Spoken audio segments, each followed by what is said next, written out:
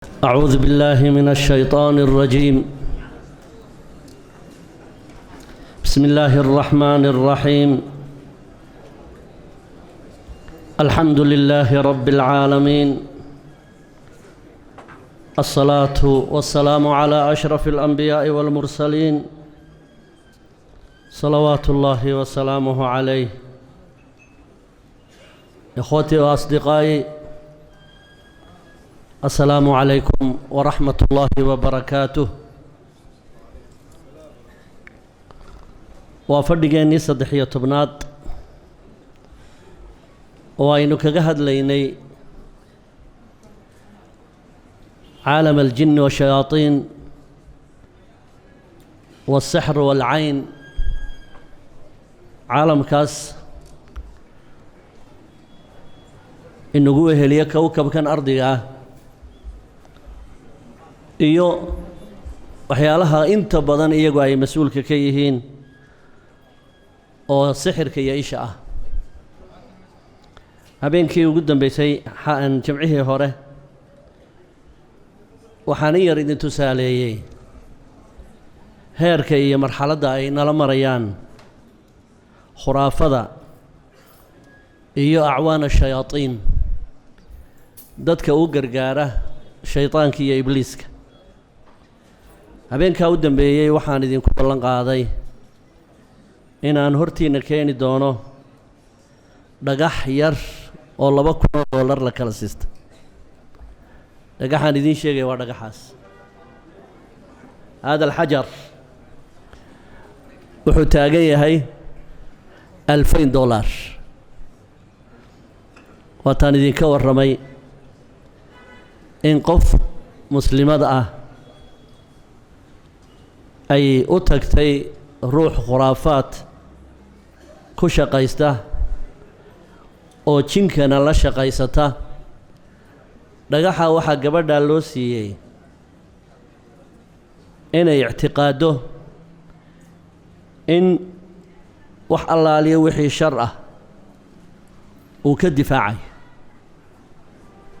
waa dhagaxa maqaamkaa iyo qadarkaa leh ayaa Hargeysa gudaheeda waxaa lagu kala siistay $2,000. wax kalena looguma kala siisan ee ruuxa iibsanaya unbaa maxaanku idhaha caqiidadiisii iyo iimaaniyaadkiisii wax laga beddelay. walictiqaad in dhagaxaasi uu wax tari karayo kama duwana dhagixii ay caabudayeen qurayshi, hubal iyo laata iyo cuzaa. wuxuu kaga soocan yahay ma jiro. waana asbaabta in ummadda laga xoreeyo ilaahay nebiyada u soo diri jiray subxaanahu wa tacaala. marka hada huwa alxajar, dhagixii aan idinka warramayey iyo dhacdooyinkii yaabka lahaa ee aan ku arkay. intaa markaan ka gudbo, waxaynu ka hadlaynay casharadii 12 ahaa ee aynu ka soo hadalnay sanadkii hore ayaa waxaynu isku daynay inaynu soo ururinno oo hal fadhi ama wax yaroo dheeraada aynu ku soo ururinno 12kii daris ee aynu ka hadlaynay. marka casharkeennii kan ka horreeyey waxaynu ku guud marray 12kaa fadhi xalqadihii ugu muhiimsanaa ama casharadii ugu muhiimsanaa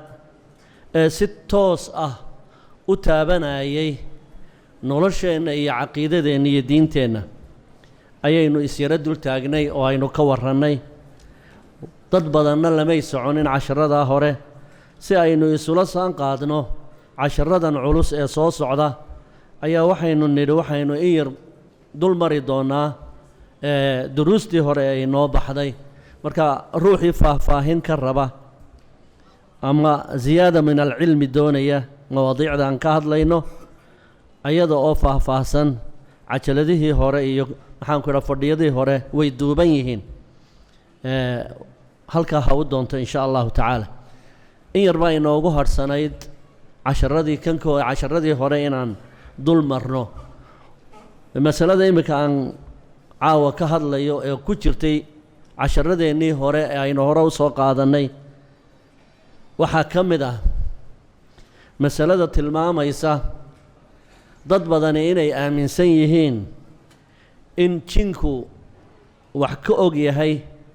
arrimaha qaybka ah ee ilaahay subxaanahu wa tacaala uu la gaar yahay. dad badan baa waxay aaminsan yihiin inuu jinku wax ka ogaan karo, waana sababta had iyo jeer keenta si ruuxu uu u ogaado waxa dhici doona iyo xaaladdu si ay noqon doonto, taasoo ah bini aadmiga wax ku dabeecaysan inuu xubbu tatalluc bilghayb, inuu had iyo jeer ruuxu raadiyo maxay noqon doontaa caaqibada dambe. taasna inta badan waxay u doonaan kuwa khuraafaadka iyo jinniyada la shaqaysta. marka su-aashaas baa jawaabteedii casharkii horena aynu aada ugaga hadalnay, caawana aynu ku bilaaban doonaa, dabadeedna waxaynu u gudbi doonaa casharadeenii aynu ku tala gallay inaynu kaga hadallo sixirka iyo shu-uuntiisa. qadiyadda ah jinku qaybka wax ma ka ogaan karaa? qaybka ilaahay mooye cid kaloo ogaan kartaa ma jirto, laakiin dad badan baa waxay u doontaan dadka jinniyada la shaqaysta calafkiisu muxuu noqon doonaa, cidda guursanaysa ayay noqon doontaa, baayac mushtarigiisu ma hagaagayaa, cimrigiisu intuu noqonayaa, maxaa dhibaatooyin ku soo foolle si uu uga sii gaashaanto. qadaayaad noocaas oo kale oo ilaahay keligiis uu la gaar yahay ayaa dadka qaarkood waxay u doontaan shayaadiinta kuwa la shaqaysta. marka waxay toos uga soo horjeedaa aayado badan oo kitaabka ilaahay ku cad qaybka ilaahay mooye cid kalena aanay ogeyn. cahdigii nebiyullaahi sulaymaan calayhi salaatu wasalaam khalqi badan ayaa waxay rumaysnaayeen inay jinku ka wardooni karaan arrimaha xagga ilaahay ku laalan ee qaybka ah. si ilaahay taa camaliyan uu dadka u tuso inaanu jinku ogaan karin wax qayb ah, ayaa qadiyad xaadir ah ayuu ilaahay khalqiga wax ku tusaaleeyey. sidaa wada ogsoon tihiin nebiyullaahi sulaymaan calayhi salaatu wasalaam rabbi wuxuu siiyey mulkan laa yenbagii liaxadin min bacdih, awood gaar ah oo makhluuqaadka kale oo dhan ilaahay ka maanacay. waxaana ka mid ahaa inuu ilaahay dabaysha u adeejiyey, inuu shimbiraha ilaahay subxaanahu wa tacaala uu luqadooda baray, inuu jimanka iyo shayaadiinta iyo cafaariidda ku shaqaysan jiray. marka shaqooyinka adag buu u diri jiray, inay badda quusaan oo ay ka soo guraan dahabka iyo dheemanta iyo lu-aasha, iyo dhismayaasha culculus ayuu u diran jiray. dhismayaasha uu u diray waxaa ka mid ahaa dhismihii cajaa'ibka badnaa ee uu ku casuumay nebiyullaahi sulaymaan balqiis marka ay yaman ciidankeeda ka soo kaxaysatay. dhismaha cajaa'ibka ah ee marmarka muraayadda alla dhigay, xagga hoosena biyuhu ay qulqulayaan. injineeriyadda waxaa iska lahaa jinka shaqooyinka culus buu nebi sulaymaan u diri jiray. nebi sulaymaan ilaahay uu u oofsaday, kursigii taliskana wuu ku fadhiyaa, waxaanu ku dangiigsan yahay ul. wuu dhintay marka nebiyullaahi sulaymaan isaga oo kursigiisii ku fadhiya. xaaladdiisaa iskama beddelin ilaa markii dambe ushii uu dangiigsanaa nebi sulaymaan uu ku baxay, aboor baa ku baxay. aboorku siduu u cunayay markii dambe culayskii uu dangiigsanaa darteed bay la jabtay, markaasuu nebiyullaahi sulaymaan dhacay. markaasay ogaadeen jinku inuu nebiyullaahi sulaymaan waa hore uu dhintay. qadiyadda noocaasa baa qur-aanka kariimka ilaahay kaga warramay, oo ilaahay leeyahay hadday jinku og yihiin arrin qayb ah, nebiyullaahi sulaymaan oo carshigiisa ku fadhiya ayay ogaan lahaayeen ilaa marka dambe ay maxaanku idhahdaa aboorkaasi uu tusay inuu nebi sulaymaan dhintay. qaala allahu tabaaraka wa tacaala, ilaahay wuxuu yidhi falamaa qadaynaa calayhi almowta maa dallahum calaa mowtihi ilaa daabbatu اlardi ta'kulu minsa'atah. alminsa'a waa usha weey. markii ilaahay go'aamiyey nebi sulaymaan inuu dhinto, sabab kaloo ay ku ogaadeen jinku dhimashada nebi sulaymaan may jirin. waxaa keliyahoo ay ku ogaadeen inay ushiisii aboor cunay. falamaa khara tabayanat iljinnu, markii uu aguugay ee uu dhulka ku dhacay nebi sulaymaan, waxaa caddaatay, jinkii u caddaatay, intay isla hadleen baa waxay yidhaahdeen wixii inaga dhaadhacsanaayee inaynu qaybka wax ka ognahaya inaanay waxba ka jirin. oo waxay yidhaahdeen an low kaanuu yaclamuuna alghayba maa labisuu fi alcadaabi almuhiin. haddii aynu wax ka ognahay qaybka, hawshan culus iyo dhibtan iyo rafaadkan kumaynaan sii sugnaaneen. waa aayadda 14 ee suuratu saba ayaa ilaahay wuxuu inooga warramay waxaan qaybba ahayn, oo aan samo ku laalayn, oo aan meel kala jiroon halkay ka shaqaynayeen xaaladdii ka taagnayd ayaa shayaadiinta iyo jinku ka warrami kari waayeen. fa kayf in qadaayaadka carshiga iyo lowxulmaxfuudka laga maamulayo, sidee buu jin u ogaan karaa? qaybka alle ma ogaan karo. ayagii baa qirtay an low kaanuu yaclamuuna alghayba maa labisuu fi alcadaabi almuhiin. haadihi albaabkaasi waxay inaga xidhay ictiqaadkii ahaa in jinka iyo shaydaanku inooga warroonaan karaan arrimaha qaybka. aayado aad u badan buu ilaahay masaladaa qaybka kaga warramay. ilaahay wuxuu yidhi subxaanahu wa tacaala, aayad qur'aan oo kale, qul laa amliku linafsii nafcan walaa darra ilaa maa shaaa allah walow kuntu aclamu alghayba lastakthartu min alkhayr wamaa masaniya asuu'u in ana ilaa nadiirun wabashiirun liqowmin yu'minuun. sidaa waxaa lagu leeyahay khayru khalqi illaah calayhi salaatu wasalaam, waa nebiyullaahi muxamed, oo waxyigu saacad saacad ugu soo degayey. ayaa ilaahay wuxuu yidhi waxaad khalqiga ku tidhaa low aclamu alghayb low kuntu aclamu alghayba lastakthartu min alkhayr. ha ii tuhmina inaan qaybka wax ka ogaan karo maca annii rasuulullah.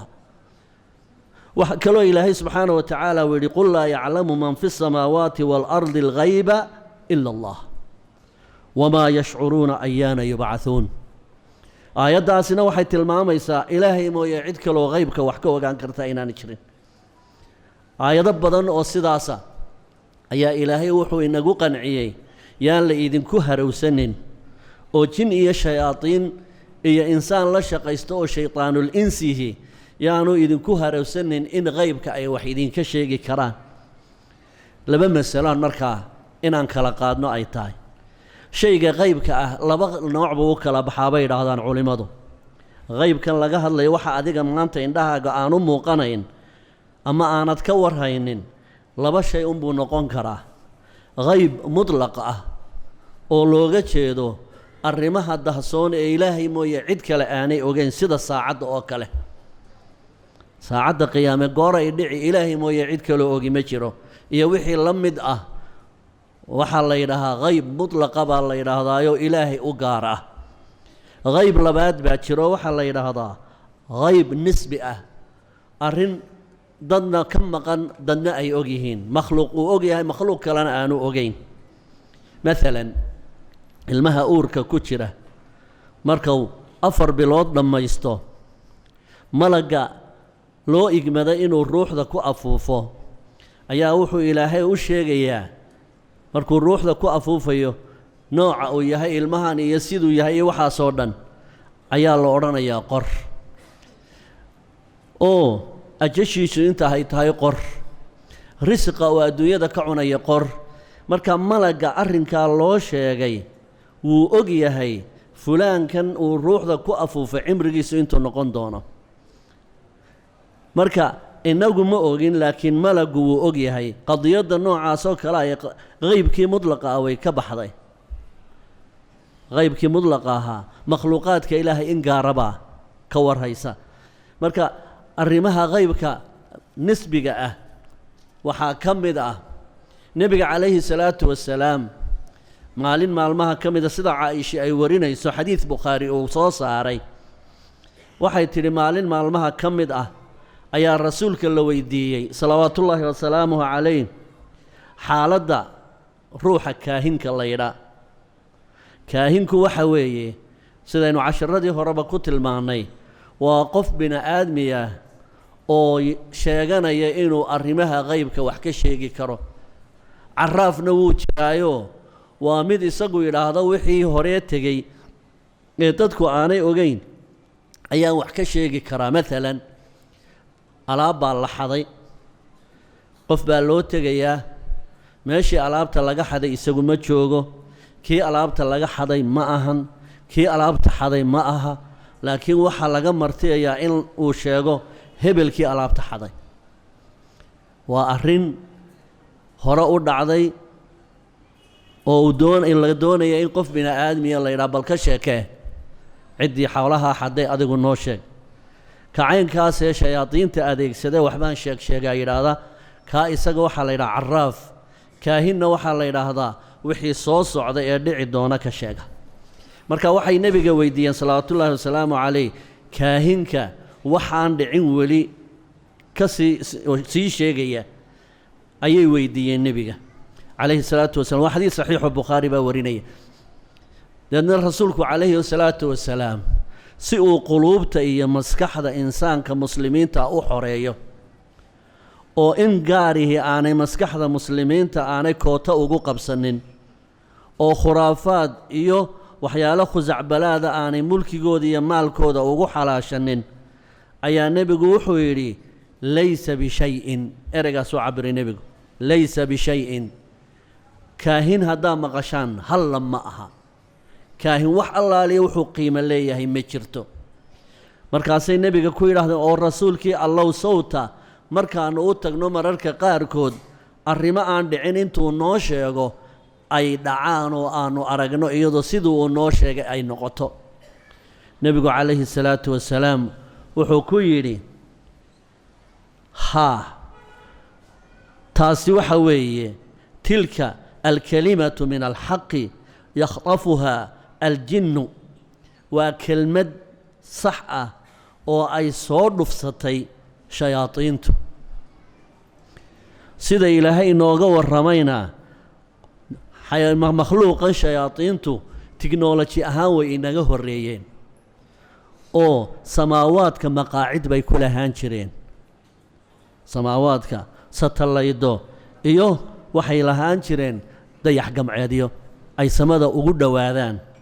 sida ilaahay suuratuljinni kaga warramay wa annaa kunnaa naqcudu minha maqaacida lisamci faman yastamic il'aana yajid lahu shihaaban rasada tiknolojiyad bay haysteen ay samaawaadka u dhowaadaan amarka malaa'igta la siinayana ay maqli karaan marka shayaadiintu ay samada u dhowaato hal eray oo ilaahay carshiga ka soo xukumay oo dabadeedna sidii la isoogu soo wareejinaya samada dunyada la keenay oo malaa'igtuna heegan ay gashay ayaa dabadeedna warkaasuu soo qaadaa wuxuuna ku soo ridaa insaanka ay ku shaqaystaan ee dhulka joogee kaahinka laydhaa waxaanu ku darsadaa shaydaanka iyo kaahinkaasu xabaddii runta ahayd bay 100 beenood ku darsadaan dadkuna waxay addoommo ugu noqdaan halkaa maalinta laga arkay oo maalintii dhoweydba sawkii waxaa inoo sheegay baa mar walba loogu hormadaa markaa rasuulku wuxuu yidhi waa hal beena oo 100 beenood lagu daray siday ku timidna waa sifada inay tiknolojiga adeegsadeen oo ay malaa'igta awaamirtii la siinaya ay soo dhegaysteen oo ay kaahinada dhulka jooga ay u sheegeen labadoodaana isku shaqaysta ayuu ilaahay subxaana wa tacaala inooga warramay sirta meesha ku jirtaana waa intaasun haddaad kaahin maalin run sheegay aad aragto waxa weeyaan shayaadiintu eray ay soo maqleen oo innaga qayb xaggeenna ka ahaa laakiin malaa'igta la amray amar baa ilaahay soo dejiyaa malaa'igta hawshaasi khusaysa ee dhulka samaawaadka ta ugu sokaysa joogtaa la leeyahay maalinta caynkaa iyo caynkaasa duufaanka sidaa iyo sidaasa magaalada ha lagu rogo ama dhulgariirka caynkaasoo kale ah ha lagu sameeyo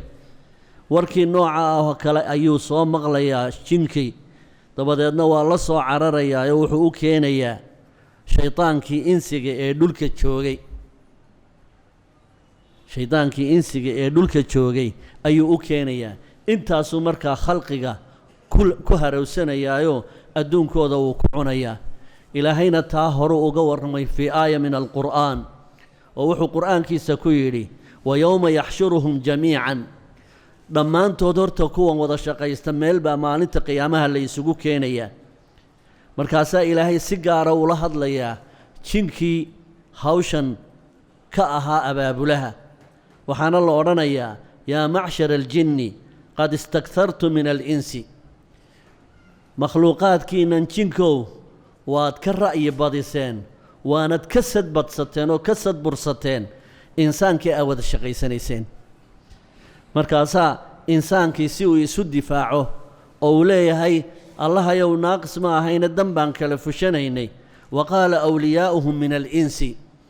markaasaa kuwii insiga ahaa ee la shaqaysan jiray jinku waxay odhanayaan rabbana istamtaca bacdunaa bibacdin ilaahayow waannu kala faa'iidaysanaynay muxuu faa'iidayey shaydaanku wuxuu faa'iidayey inuu dadka ambiyo oo uu xaaraan cunsiiyo oo shirkiga noocaasoo kale uu ku rido inuu dhagaxaan aaminsiiyo intaasaa isaga qasdigiisu yahay la'aatiyannahum min bayni aydiihim wa min khalfihim wa can aymaanihim wa can shamaa'ilihim walaa tajidu akharahum shaakiriin waxaan isku dayi doonaa insaanka badankiisa inaan habaabiyo oo aan dhagaxaan ilaah uga dhigo oo ay ictiqaadaan haadaa huwa intaasuu isagu faa'iidaya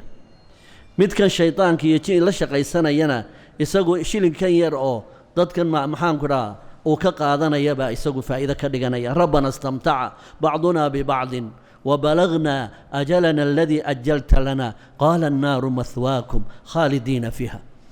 marka waxa ilaahay yidhi kiina shaydaanka ah jin iyo insi midku doonaba ahaadee hoygiina waa naarta waxaa kaloo ilaahay subxaanahu wa tacaala inooga warramay in shayaaiina alinsi waaljinni yuuxii bacduhum ilaa bacdin zukhrufa alqowli guruura wakadalika jacalna likulli nabiyin caduwan shayaaiina alinsi waaljin masalo aan isla fahamno qof kasta rag iyo dumarkuu doonaba ha ahaadee hadduu xidhiidh la yeesho shaydaan iyo jin oo ay wada shaqaystaan waxay ku biirayaan liiska cadowga ilaahay masalada ha loo fiirsado nin jin la shaqaystay rag ha ahaado dumar ha ahaadee fa huwa min acdaa'i illaah waa cadow caddaystay inuu ilaahay la dirirayo ilaahay baana ku yidhi qur'aankiisa cid kastoo jinka la shaqaysataa waxay koontara ku tahay oo ka soo horjeedaa ambiyada ilaahay towxiidkay dhaabayaan ambiyada ilaahay towxiidkay cuslaynayaan kuwa shayaadiinta iyo kuwa la shaqaystaana towxiidka ayay burinayaan marka ilaahay wuxuu yidhi wakadalika jacalnaa likulli nabiyin caduwan nebi kasta oo towxiidka ku yeedhaya cadow baan u yeelnay oo ah shayaaiina alinsi waaljinni shayaaiin insiga ka mida iyo shayaaiin jinka ka mida oo shayaaiintan insiga ka mida baa laguu soo raacayaa waata geedku iyo maxaanku dhahdaa geedkii yidhi guduney barhkay baa kugu jira ima aadan goyseen haddii kuwan khuraafada iyo maxaanku dhahdaa baatilka wada aanay shayaadiinta xidhiidh la yeelan lahayn dad badani way ka badbaadi lahaayeen shirkiga iyo sharkiya balaayada marka ilaahay wuxuu tilmaamay shayaaiina alinsi waaljinni weliba wuxuu horraysiiyey labada shaytaan alinsiguu horraysiiyey ilaahay tabaaraka wa tacaala xasan albisri raxmat ullaahi calayh wa cala almuslimiina jamiican mar la weydiiyey labada shaydaan kee halis badan xasan albisri baa la weydiiyey shaytaan alinsiga iyo shaytaan aljinniga labada kee halis badan wuxuu yidhi shaytaan alinsigaa ka halis badan shaytaan aljinka sababtoo ah shaytaan aljinnigu acuudu billaahi min ashaytaan arajiim buu kaaga tegayaa laakiin hada shaytaan alinsi xataa haddaad iska naarto kaa tegi maayo waa ku soo hortaagan yahay sidaa darteed baa ilaahay dhibaatada uu ka dhib badan yahay baa insiga la horraysiiyey كدر سو ولبا شيطانكو كيد كيس إيو فرسموينك أو استعماله وضعيف إن كيد الشيطان كان ضعيفا لكن إنسانكو مركو وقلت لقلو إنو وحلاقو كارتا أدك بو يساقو رغانيا سيدا درتيد با شيطان الإنسيقو وقهر ريا شيطان الجنيقة حق عداوة الدينات عدوا شياطين الإنس والجن هيا مركا إلهي وحو الراعية يوحي بعضهم إلى بعض زخرف القول غرورا مدك كله أيا وحو أوحيو ذا زخرف القول هذا اللي قرحيي أو قفك كوكان عكرة قف كان عام يقاهي هذا لو كوكان عكرة آدي آلوغا سو شقيي أو الله ترحان تري بي إسوت بيان مركاسا عامد أورداني كوكان عضا أبو هريرة صحابي رضي الله تعالى عنه رحمة الله عليه رضي الله تعالى أثر لقوريو أيا وحو تلماما يا أبا هريرة لبدا الروح سوق مريا مدول بوحى الله سعد قرين وقال قرينه ربنا ما أضغيته ولكن كان في ضلال بعيد لبدا قرين لبدا الروح لك للسعودة ويس أركان سيدا لبدا بشر كإهباء أي إسو أركان لبدا قرين مركا لبدا الروح أي إسو سلامان لبدا قرين ويسو سو دوانيان انت لبدا الروح أي كلا ورقادانيان لبدا قرين وإسباريدينيان لبدا قرين هداي لبدا الروح أي لك للسعودان إسيقانين إيقنا وإسيقانين وايو ما كلا فاروقان قفي قرين كيسو انت ادوكتهي بوغيح قرينكو انت ادوكتهي ووغي وايو ومخلوق لازموي حجاج بن يوسف الثقفي نيكي لو اورن جيري ايا waxa loo keenay nin kaahin ah oo yiraahdo qaybkan wax ka ogahay iigu yeedha buu yiri waa loo yeedhay حجاج بن يوسف عن توبة دغحانا أيو قاضي لأن أنتو كسي جيستي كاهنكي أيو تريي مركو تريي نيكنا ما أركيو أيو كاهنكي كسو جيستي مركاسو يري مسان قعنتا كوهيا مركاسو انتا سات كوهيسا ونفس الرقم او تريي انتي بو شاقي مرلبات بو قاضي إساقون ترينين بو قعنتا كشبي markaasuu imsaan ku hayaa asuu ma garanaya Xajaaj bin Yuusuf ma yaqaan wuxuu gacanta ku hayo qariinkiisuna ma garanaya markaasuu wuxuu yiri markaan tiriyay wiila tiriyay saaxiibka marka aanan tirinin aqoon aanan walahayn saaxiibkii aniga ila socday qariinka isna jaahil buu ka noqday hada absad misaal waxa lagu sheegayaa wax la isku shushubanayo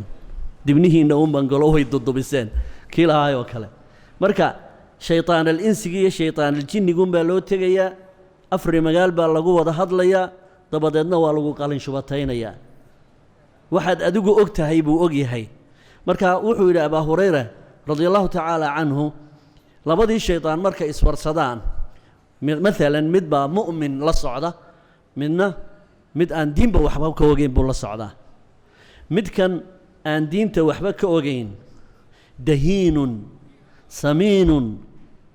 كاسن وداشن يهي وفيرن يهي او نحسن يهي ضرب وحيرن يهي كان كلنا وقلنقلي وقاوين يهي وتميه كبحين وعديه كبحين او نولشا رفاد بو كجرا كيلدنابا ودم قدو وحو يور محاسدن كو غلي markaasa wuxuu ku oranayaa ahad kan la igu raaciyay ba ahad igu dhib badan oo markuu dharka xidhanayo magaca Ilaahay buu cuskada markuu cuntada cunayo magaca Ilaahay buu cuskada marka uu feeranayo magaca Ilaahay buu cuskada oo tii xadiidka saxiixa ah aynu ku hayna casharadeenii hore kan kula socdaba iska daayay guuto dhan oo kula jiman abaayana waxay isku dayaan inay kula rafiiqaan marka ruuxu gurigiisa uu gelayo hadduu bisinka qabsado waxay shayaadiintii daba aguugaysay odhanaysaa laa mabiita lakum caawa meelaa u hoyataan ma leh markuu cuntada bilaabo hadduu bisinka qabsadana waxay odhanayaan laa cashaaa lakum waxaa cuntaan oo casha ammaanta heli maysaan dabadeedna babaydhyada iyo dhaxanta iyo dabaylaha ayaa iyagoo gaajoonaya bay u hoyanayeen waa xadiis saxiix marka labadan qariin waxaan kaa qanciyey inay iswaraystaan inta aad adigu og tahayna inuu qariinkaagu kaa og yahay marka loo tago faalisada ama kuwan maxaanku idhaahdaa aleesha iyo tusbaxa iyo rida ama bunka wax ka eega ama siyaabo kale indhaha kor ugu qaadqaada marka aad u tagto adiga oo warsanaya xaalado adiga kuu gaaraya baahidaada iyo qaybka adoo wax ka warsanaya ayaad imanaysaa meesha inta aad taqaano buu kuu sheegayaa hebel hebel ma tahay haa hooyadaa intaasoo carruura ma dhashay haa adiga sowlaba kaama weyna haa habeenkii markaad seexato soo feedhuu qabababac kuma idhaahdaan haa soo madaxa iyo mijyuhu kuma xanuunaan haa intii isaga xanuunaysay iyo intii dhib haysatay bay tirinaysaa markaasaa haa waanu garannay cudurkaagii wuu noo soo baxaye waagii aad yarayda carruurta ahayd 7 jirkaagi 5 jirkaagii adoo geed goba saarama soo booday oo dhulka ma ku dhacday haa way jirtay maalintaasaa ciidan meesha fadhiya aad dusha kaga dhacday maalintaasaa lagu taftaafay oo lagu raacay marka waa la gartay xanuunkaagii haddii alla yidhaahdo shimbirkaagiina waanu helay waxaa marka aad loo baahan yahay ceesaan yaroo lugaha maxaanku dhaha midabkaa leh ama madax guduudan ama caynkaasa ama digaagad sidaas ama diig caynkaasa taasaa kuu furdaamaa wallaahi way garatay wax kastoo xanuunkaygii o dhan way sheegtay halkii layga raacay bay sheegtay markaasaa digaagad la soo qaadayaa ama neef xoolaa la soo qaadayaa neefkii baa la gowracayaa ama dhiiggiisa ha la marmariyo ama hilibkiisaba ha la cunsiiye markiiba shirki baa lagu geliyey maa uhilla ligayri illaahi bihi waxaa markiiba dalaq lagu siiyey inaad ka raalli noqoto in ilaahay kayrkii wax loo gowraco fa anta ashrakta biاllaah wa haada asaaxir ashraka biاllaah intaasun hadday ku ekaan lahayd dhib ma lahaateen hilibkii xaaraanta lagu gowracay ayaa jaarka lagu casharinayaa loo qaybinayaa luglug loogu geynayaa waana shay ilaahay inaga mamnuucay oo ilaahay yidhi xurima calaykum almaytata wadama walaxma alkhinziiri wamaa uhilla bihi ligayri illaah waxaa idinka mamnuuca muslimow wax lagu karaameeyey shaydaan iyo jin dartii loo gowracay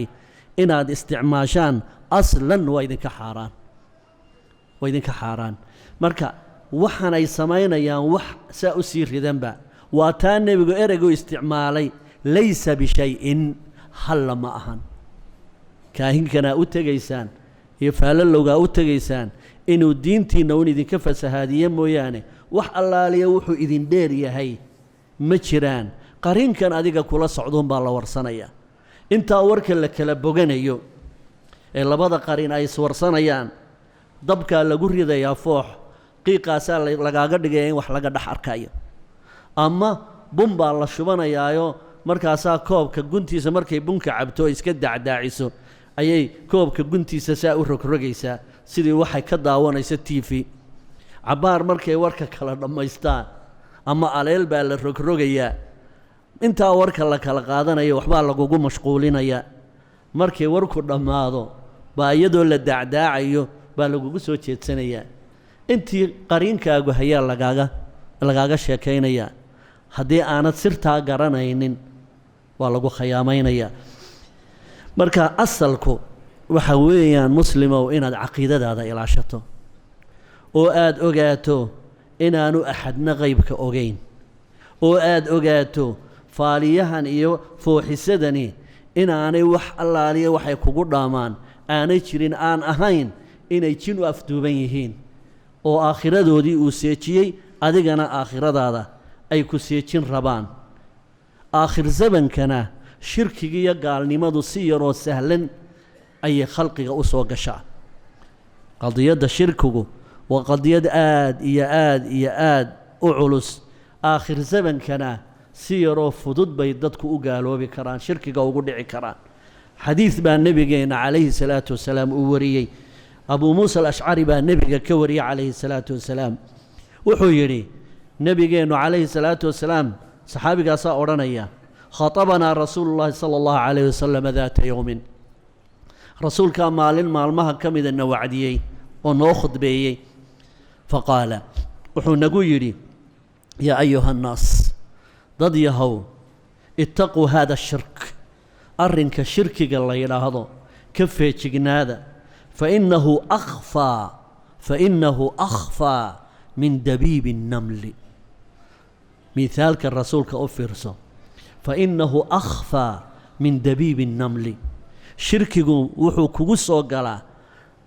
سكة قرصون سنقدة نملي قرانشة سنقدة يسا ميا دريميسا ما دريميسد سيدا سلم يذبو آخر زمنك oo shirkigu dadka u soo xuluulanaya waxaa dhici doonta buu nabigu yiri calayhi salaatu wasalaam waqti baa iman doona qofku isagoo muslima waagu u baryaayo gabalkuna ugu dhacay isagoo gaala isagoo muslima gabalku u dhacaya waaguna wuxuu u baryay isagoo gaala Abu Hurayra xadiidka warinaya muslim baana soo saaray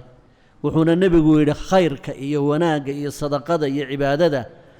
badsada si aydnaan u noqon kuwa khiyaamadaas ku dhacayso baadiru bil a'maali fitanan ka degdeg oo la booba fitnooyin baa iman doona ka qita'i al-layl al-mudlim habeenka qudcurka oo kale dunida madoobayn doona yusbihu ar-rajulu fiha musliman qof muslima ayaa waagu u bariyaya wa yumsi kaafiran isagoo gaalana gabalka u dhacaya عكسيغا دعيا سببت ما حيتهاي يبيع دينه بعرض من الدنيا دينتي سوحو كبدل قادنيا عرض ير يا بدبر ير الدنيا بو كبدلنيا عافيمات رادس اد فالسه ودونتي oo aanay faalisa gacanta kuugu haynin inaad diintaada ku iibsataa waa arad min ad-dunya qadiyada shirkuna qadiyad ilaahay aad uga digay weeye wuxuuna ilaahay ballan ku qaaday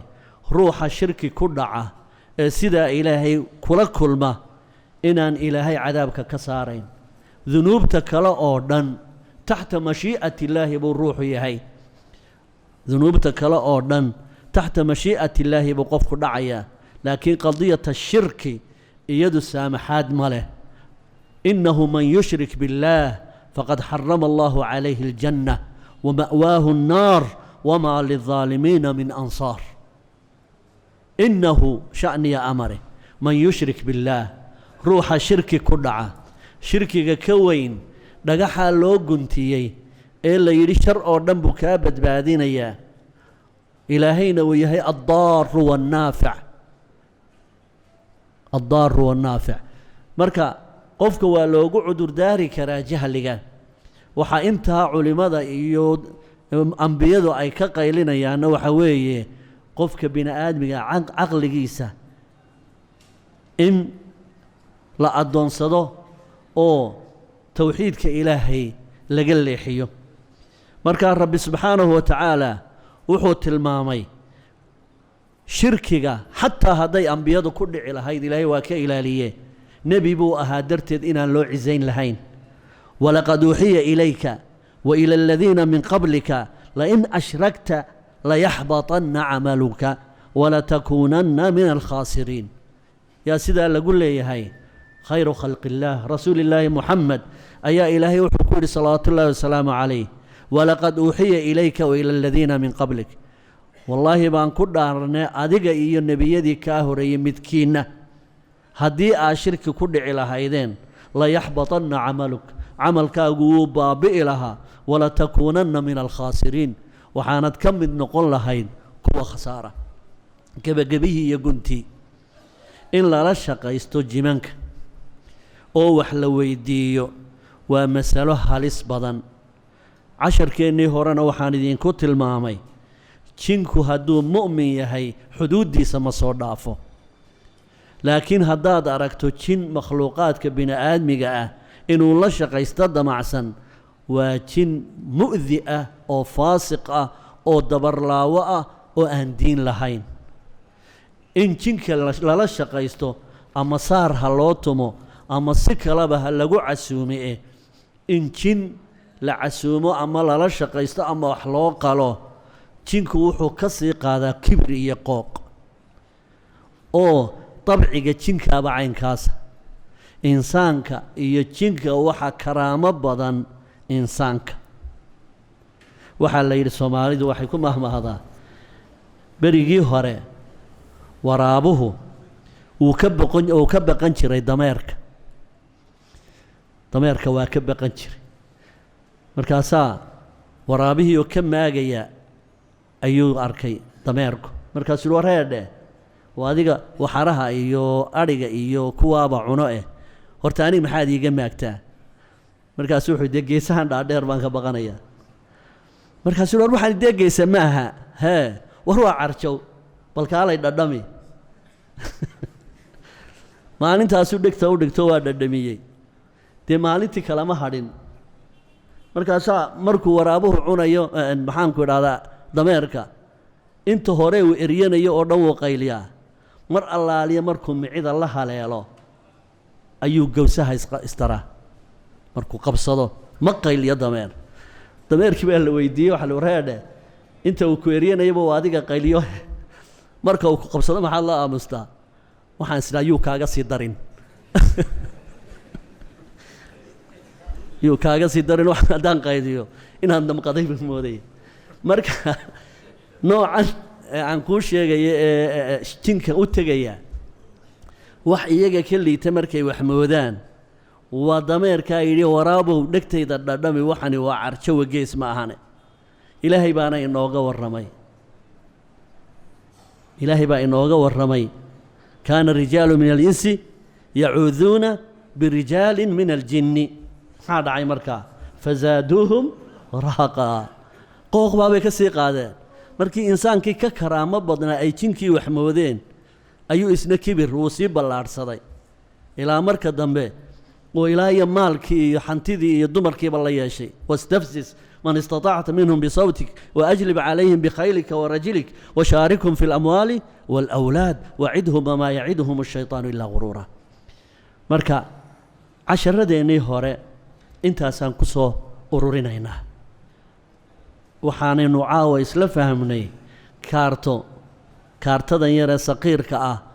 oo kuwan shayaadiinta la shaqaystaa ay dadka ku harowsadaan. maalin dhexdii ahayd wada maqashay intiina badaniya nin baa wuxuu yimi burco. markaa uu yimi ayuu magaalada saa u dhex maray. waa la ilaalinayaa, waa la hareero socdaa, waa la maxaanku dhahdaa la daba ruclaynayaa. aniga ii kaalay baa la leeyahay. dukaankanuu gelayaa, guriganuu gelayaa, caynkano. markaasuu odhanaya adigu waad sixran tahaye sixirkaagiina meeshu ku aasayay baan ku geynayaa inakeen. dabeedna wuu soo kaxaynayaa, halkan qod buu odhanayaa, meeshii buu qodayaa. dabeedna wax isku xidhxidhanaya wax isku guntan ayuu ka soo saarayaa. wakaa sixirkaagii oo yaa i sixray. sodohdaa inanteedaa ku sixirtay iyo dumaashidaabaa ku sixirtay ama abtigaabaa ku sixray ama adeerkaabaa ku sixray ama jaarkaagaa ku sixray. waxaa ugu darayd gabadha uu yidhi waad sixran tahay ee tirkaali sixirka iga soo saar. uu yidhi kabadhkaaga guriga jiifka igee. dabadeedna ay kabadhkii geysay ay tii yidhi ka soo rog dharka, ka soo rogtay. dabadeedna wax gunguntan ay ka soo saartay. sixirkaagii waa kan. 10 sano gurigeedu dhisan yahay oo intaa ay dharka ku guranayso ka soo guranayso ku guraysay. waa kan sixirkaagii haye. maalintii mariinka lagu soo qaaday baa lagu soo raaciyey. mariinkaagii ayuu sixirkani la socday ayuu odhanayaa. lacagna waa la siinayaa. khalqigii ilaahay oo dhanna waa iswada suday. khalqigii ilaahay oo dhan labadii jaarka ahaa buu kana yidhi kanaa ku sixray, kana yidhi kanaa ku sixray. sixirkuna wax kale ma ahayn, wuxuu la shaqaysanayay junuud. gabadha dhagaxaa bixisay gabadhii lacagta ay ka qaadaysay waxay ku tiri lacagta 2,000 ee anigu aan ku leekeen anu ma qaadanayo junuudan siinaynaa way garanayaan inay junuud la shaqaystaan junuudan siinaynaa buu marka junuudan ay siinayaan ayaa waxaan sii aasaysa jinkuna waxyaalaha maadiga aynu isticmaalo wuu urursan karaa wax ka waaweyn baa buu qaadi karaa oo cifriidkii weynaa nabi Suleymaan calayhi salaatu wasalaam zamankiisa ahaa markii uu u baahday carshigii Balqiis waa kii nabi Suleymaan yidhi ayyukum ya'tuuni bicarshiha qabla an ya'tuuni muslimiin waar carshigii Balqiis ee Yemen yaalay kuma ii soo qaadaya oo uu deeday waqaala cifriitun min aljin ana aatiika bihi qabla an taquuma min maqaamik wa inni calayhi laqawiyyun amiin carshigaas waxaa la yidhaahdaa square baa laga hayaa gaadh adag baa ilaaliya furihii qolkana way soo qaadatay iyadu carshigaas wuxuu ku jiraa 7 gaadh baa ilaalinaya aqalka la ilaalinayaana waa qafilan yahay qafilkana iyadaa wadatoo soo qaadatay bal adba garo carshiga sidaa loo ilaalinayay cifriitadu u soo saaraya marka waxyaalaha bannaanka yaal muraayadaha iyo maxaan ku dhahdaa qanjaafulaha iyo qodaxaha iyo masaabiirta iyo waxa gudaafada buu ka soo gurayaa dabadeedna intuu isugu ka xidhxidho bacir kuugu xidho ayuu sii dhigayaa markaasaa la odhanayaa waa kan sixirkaagii mararka qaarkood waxay odhanayaan sixirkaagii baddu yaallaa baddaanu ka soo saaraynaa waxaa loo baahan yahay gaadhi ingaydha inaad keento barbaraan tegaynaa lacag $5,000 keen loo nugulaa khuraafada $5,000 sidii magafaha meelun baa laga keenaya waa magafo ku qabsaday uun 5,000 laazim waa la helayaa 5,000 baa la igu dabiibayaa 5,000 la keeno ama taa maxaan ku idhaa saarka tumaysa marka saarka ay ka tumayso lacag majnaanada oo aan caqligaagu keenayn baa saarka lagu tumaa $5,000 iyo ka badan bay ku tumaan mid saarka tunto oo internetka aan ka dhagaysanayay waxay tiri $5,000 aroortii waa ka qatannahay 5,000 waan ka qaadnaa dadka laakiin haddana aroortii shaah kama shubanno junuudun baa qaadata iyagu maanu shaqaynaa marka waa nooca aan kuu tilmaamaya ee jinka iyo insigu shayaaiin alinsi waljinni ay isla shaqaysanayaan ayuunbaa la rabaa in bini aadmiga lagu indha sarcaadiyo intaasi waa casharadeenii hore oo aan uga jeednay inaynu tawxiidkeenna iyo ilaahay waxdaaniyadiisa aynu ilaashanno oo si yaroo sahlan oo basiida aan diinteenna haddii alla yidhaha laynooga fasahaadin maantana Hargeysa daan kastoo aad tagto khuraafadaasi way buuxdaa haddana waa loo heelan yahay waana loo huraa adduun macno ma laha lacagba ha qaataane diin la'aanta dadku ay kala kulmayaan iyo shirkiga aan la dhaafayn hadday ku dhintaan ee cadaab ku waarayaan taasaa uga sii daranoo wax laga damqada ah intaa markaan ka gudbo waxaynu u gudagelaynaa haddii alla yidhaahdo sixirka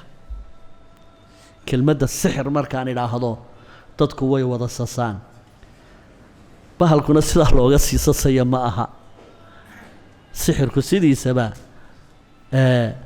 wax liito qof maxaan ku idhahaan aqoon u lahayn unbuu ka cabsi geliyaaye wax allaaliya wax awoodahuu saaxir leeyahay sidiisaba ma jirto ilaahaybana wuu inoo sheegay subxaanahu wa tacaala walaa yuflixu saaxiru xaysu ataa walaa yuflixu saaxiru xaysu ataa hadduu sixir naf leeyahay kaa saaxirka abuu waxgelin lahaa hadduu awood leeyahayna isagu awood u yeeli lahaa awood darradiisa waxaad ka garataa saaxir mar walba wuxuu daba luflufayaa un faraqa haweenka weligiina shaarhkiisu ma caddaado sixir kastuu sameeyaana 99% ayaa faalso ah oo sidii loogu talagalay aan noqonaynin waxaa laga yaabaa 99% hal sixir inuu shaqeeyo sixirkaasuna uu isqallibo oo mararka qaarkood isaga isku rogo inqalaba asixru cala asaaxiri xabaddaa kacday uu sixirkaa u sameeyey inuu isaga dib ugu noqdo oo ama ubadkiisa ay haleesho ama maalkiisa ay haleesho ama salaf ahaantiisaba ay ku dhacdo inta badan isaga bay marka dambe miinadu ku qaraxdaa mana kaca sixirku sida badane wuu qallimnaa oo sixir uu ugu talagalay madiido ayaa mararka qaarkood wuxuu isu rogaa tafriiq gabadh buu la odhanaya ii madiidee markuu madiidadii u qabto ayaa gabadhii madiidadii lagu taabanayaa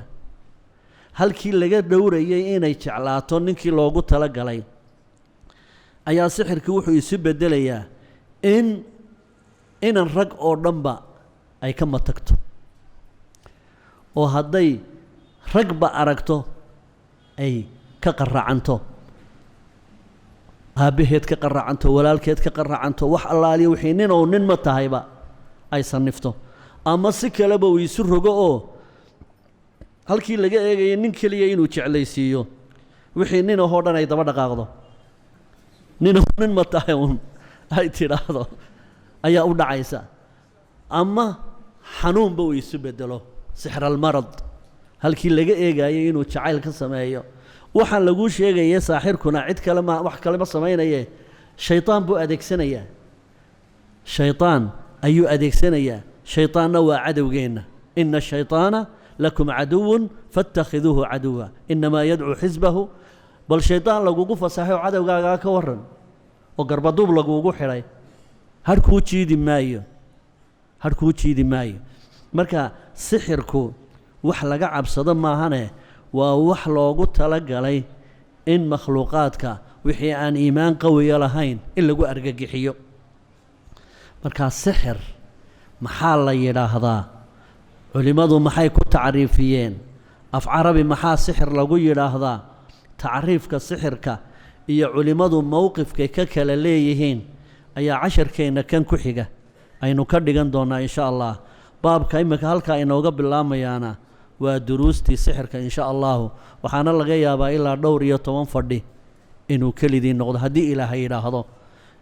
wasalaamu calaykum waraxmat ullahi wabarakaatu somalilan dhammaanteed subaxdii iftiintaba soo gashaa siraadka iyo internetu sida too suuqyada magaalada ganacsigaa susumaya sixirada ascaarta iyo sarifkaa dhex yaallaa waxay saanta haystaan internet ilaa coosugan oo marqudha goyn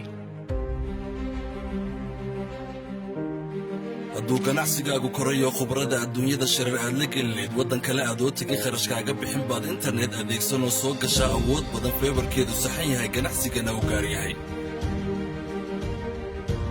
qoys lagama maarmay guriga iyo carruurta iyo madadaaladooda mar kastaba muhiime markay soo gasho helaan bay muxubbada mabsuudaan maankaaga geliyo internet ha moogaan gurigaaga soo gela wireless speed badan feebarkuna ku xidhan yahay la xidhiidh dadkaaga oo caalamka la jaanqaad mayfay awood badan dharaariya habeenkii hadduu isticmaalkaagu badan yahay daatadiisu xadid ma le mashquul iyo dhammaad ma leh mar qudhaata go'id ma leh haddaad gaadho suuq iyo goobaha waxbarashada halka lagu caweeyaba soobaa isgaadhsiin gurigaaga baahnayn ruutir kugu xidheenno hawadaada keento kugu tidhi wayfaygaaga furo oo isticmaal la dabadeed hotspot sbiid badan